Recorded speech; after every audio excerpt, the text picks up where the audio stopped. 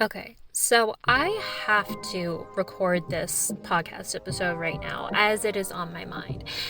And it is about love bombing, which seems harmless at first, but now that I see it, I have been a quote unquote victim to love bombing for my past significant interactions and relationships. While you may think it's romantic that someone's obsessed with you right away, and you may think, oh, this is secure, this person really likes me, and that's what makes it secure. Actually, yo, no, not really. I would love to help you see the lights and help you get out of the love bombing obsessions and, learn how to spot the signs. Okay, let's go. Hello, welcome back to my podcast. My name is Arielle, and I have been on dating apps since before the pandemic, but I'm not gonna lie, I dated the most during the pandemic than I ever had before. And I wasn't like a huge dater before, but it's interesting how people turn to dating apps and video chatting when they are, lonely and have nothing else to do. Well, anyway, since Valentine's Day is coming up, maybe I can edit this before Valentine's Day. I was on my dating apps lately just to be like, who else is out there? Maybe Valentine's Day is probably not the best first date or second date for a lot of people, but I decided to see what was out there, see what people want to do. So, story time. Story time from previous relationships, and then I'll get into my most current story time. I have had this tendency to meet people on these dating apps and kind of get into and play a very empathetic role.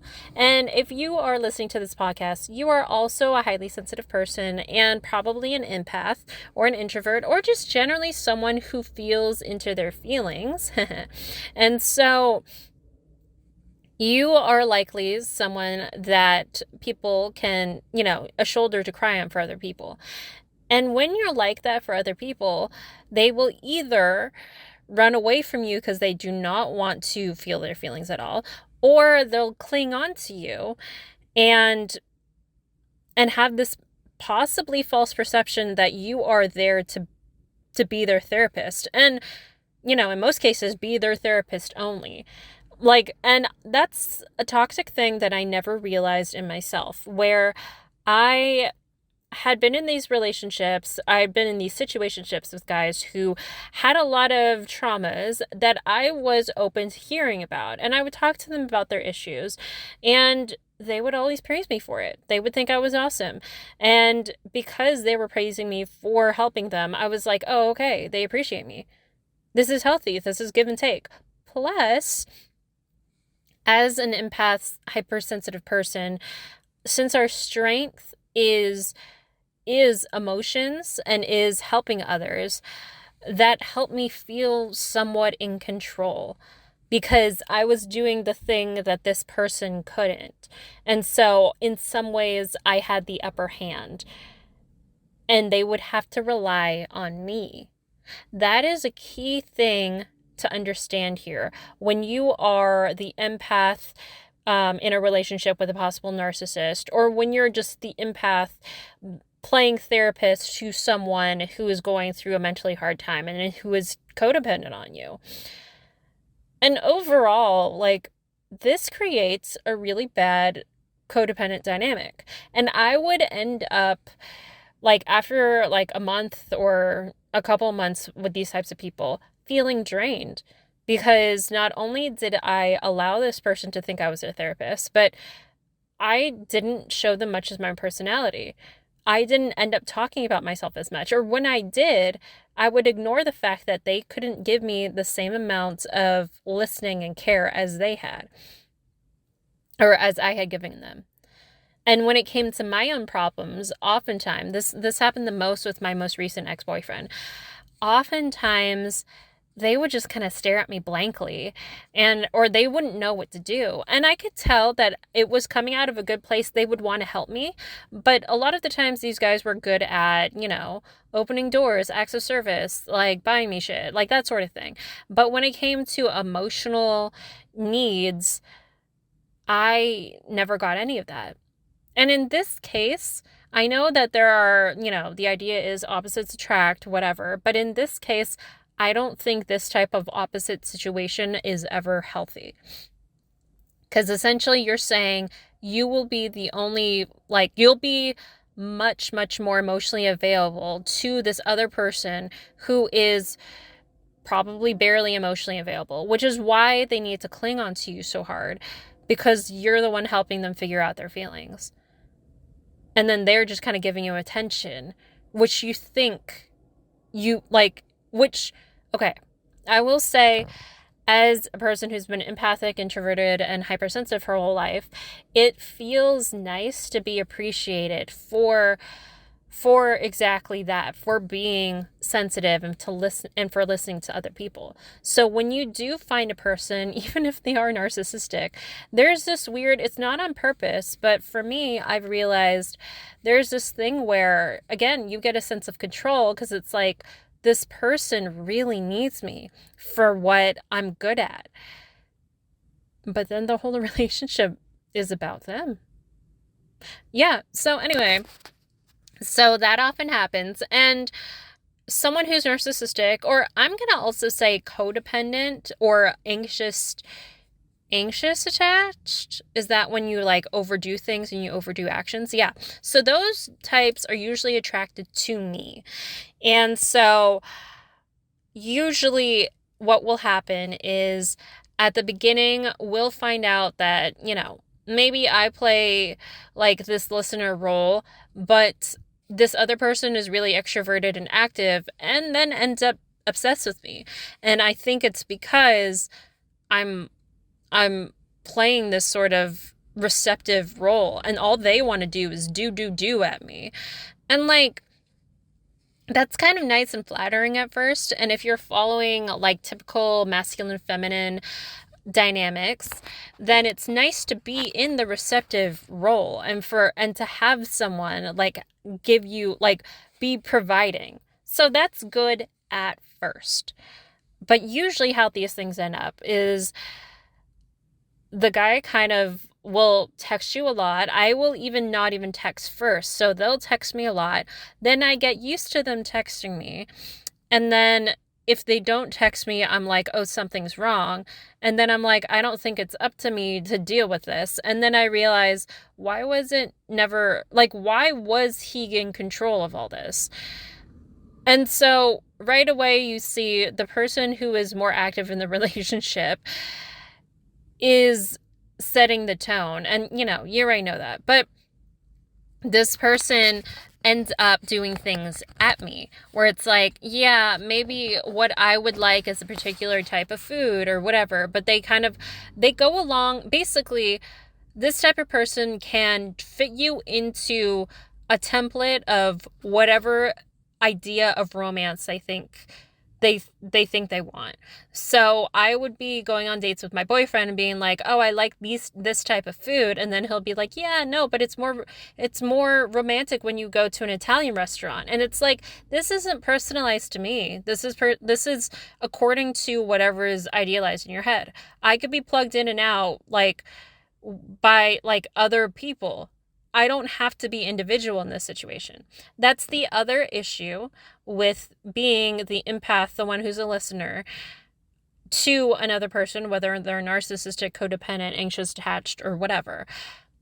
Because you don't have to show up in your personality. You don't have to be your own individual self. And they don't have to do anything but actions at you. And they don't have to sit and listen to you. They don't have to invest more about your interests. They just need to do all the actions to keep you hooked.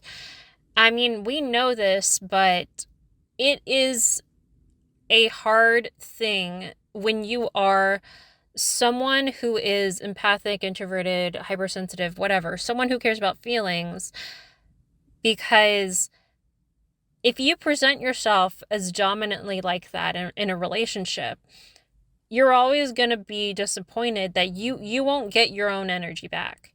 And it's very frustrating for me because I don't know that I've tried to purposely seek out someone with a similar level of emotional availability to me. And here's where us as empaths specifically need to look inside and need to look at our personal toxic traits. The toxic trait is we want to feel in control by using emotions, honestly. I remember there was a time a couple years ago where I kept getting these sort of narcissistic dudes obsessed with me and who would like me right away, who would want to date me, and it was just like I I didn't realize that it was because I gave off such a understanding and like caring energy. That's nice, but that was taken advantage of, obviously. And these people don't aren't aware of that. Some of them are purposely, but some of them aren't. So it's interesting that like this is more so a pattern that I had in dating a couple years ago that I've learned from, that I've started to grow from. And then recently I got back on my dating apps and it was funny because it was almost a test. Like there is one dude who like I should have read the signs right away, but I found myself getting excited too fast. So this guy was like, "Oh, I want to meet you," and was really persistent about it. And then he started texting me a lot. And then he started making a lot of plans to go hang out and to do a lot of things. And then I tell him, "Look, it's been raining pretty hard like this week. Let's hang out after that." And he was like, "Yeah, okay." And then he doesn't text me for days after that. And likely this person is just off trying to date the next person who will see him immediately. But it was so funny how he was acting obsessed and in that way like somewhat love bomby right away. And it's very like dangerous falling for love bombing because you think constant attention equals, oh, that's loyalty. You think constant attention means like, oh, genuine interest in you as a person. So you have to dispel those myths. No, not all the time. Constant attention means they want to get what they want. It doesn't necessarily mean that, you know, it is because they're genuine, though it could. And constantly, I would say if you have a person coming at you with that much energy at first, see how they are if you try to calm that down. This is what I didn't do with this person yet. But what I did do, which is better than what I'd done before, I wasn't super codependent on, like, once he wasn't texting me, I wasn't like, oh my God, why isn't he texting me? Like, I wasn't obsessed with it once he cut it off. So that's also what people will do on purpose. They will throw so much attention at you, cut it off, see how you'll react to it, whether consciously or subconsciously. And then they know they can gauge how much interest you have in them. And then they'll start playing with you because then they'll know, oh, I have her hooked now. Because this is such an interesting tactic. Like, and I guess that's kind of what people do all the time. Like when they give, and the other person's so used to receiving, they suddenly like, cut off like the sugar or whatever. And then you're left like, wait a minute, I have withdrawal, That's so manipulative. And again, sometimes it's subconsciously that they do that. But yeah, that's a surefire sign that someone is love bombing you. And the main issue with this, like, it's hard because, especially if you're younger and you're not sure what love is, you don't need to dive deeper into your traumas yet. That's kind of what you think like and love is. It's attraction, it's obsession, And because you feel obsessed, you must actually really like them. Because you're so anxious to see them, because you get a heavy attraction feeling for them, that must mean that this is real, right? And it's so funny how I kind of got this intuitive feeling right after this guy was like right after I rain checked on this guy. I had this intuitive energy, like I felt his energy get cut off. So that is the major empath in me, where like I could tell sometimes, see if you guys are like this, if you're also really intuitive, do you feel someone's energy in you? Like if you feel someone who likes you, like if you kind of, even if they're not in front of you, if you try to tap into their energy, do you feel like it's connected? Do you feel them thinking about you? Do you feel that they have thought about you in a certain way? I had this feeling this whole past week. And then immediately, like right after we rain checked, I felt that get suddenly cut off. And I was like, yeah, no, he doesn't like me anymore. He wants to move on to the next. And it was so weird. But yeah, I have fallen victim to love bombing, and this time around I at least caught myself as he was about to like flip the switch. And so I was like, okay, I can handle this. There's a little bit of disappointment, but it was mostly at myself for allowing myself to be so excited at first. And here's the thing, you get to be excited, and I want you to be excited and giddy and have that infatuation feeling. Like, infatuation isn't a crime, okay? And like, you can't like immediately build genuine connection right at the get-go. And I think that's the point of this whole thing. Like, love bombing is cute, but like if it doesn't have a stronger foundation in something more genuine, then it's just someone who wants the idea of a relationship, you know? And it does actually take time, and it doesn't necessarily have to take time or a long time, but if something is real, now I haven't really reached that yet, but if something is more genuine and more trustworthy, keyword trustworthy, and not just, not just for the sake of it, then it will probably not need to be rushed. It's kind of understood. You're probably going through a period of like growth by understanding this person. Like, you love interacting with them. It doesn't, like, I will say, like, the way that a lot of anxious attached people work, or a lot of love bombers work, they're doing things at you because they're afraid of the time in between when you might realize that you're not genuinely compatible. And so they keep doing the romantic things in place of a real connection. So maybe a real connection doesn't have to take time, or so much time per se, but I will say, I don't think it needs to be so anxiously attached, so rushed either. So, yeah, to sum up, red flags for love bombing are someone throwing a lot of like romantic gestures at you without necessarily having a foundation of trying to get to know you more before that. Someone trying to make plans right away.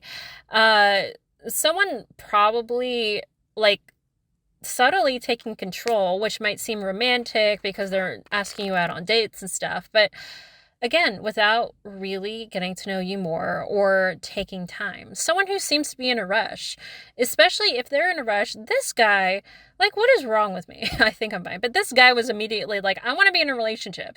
And so right there, I probably should have heard, yeah, I want something now, is kind of what this guy said.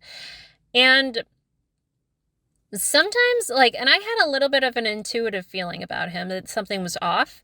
Read into that feeling if you get it. You get a little bit of the ick.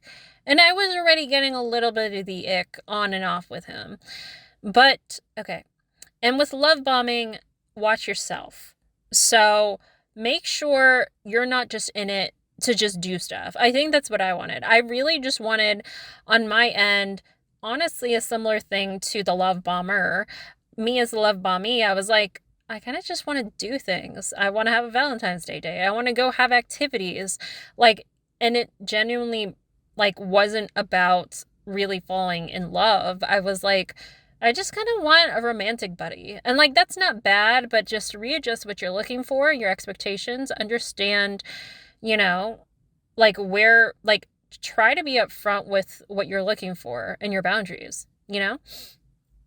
But yeah, it is okay to be infatuated, to be someone who listens, to even be in a relationship that is still somewhat uneven because, I mean, by nature, a lot of the times women or the more like feminine energy in the relationship are going to be better at being emotionally open, and that's fine. But within reason, like, I think you can tell when someone starts to be unhealthy and love bomby. Okay, maybe more on this later. But until next time, peace and love. Bye-bye.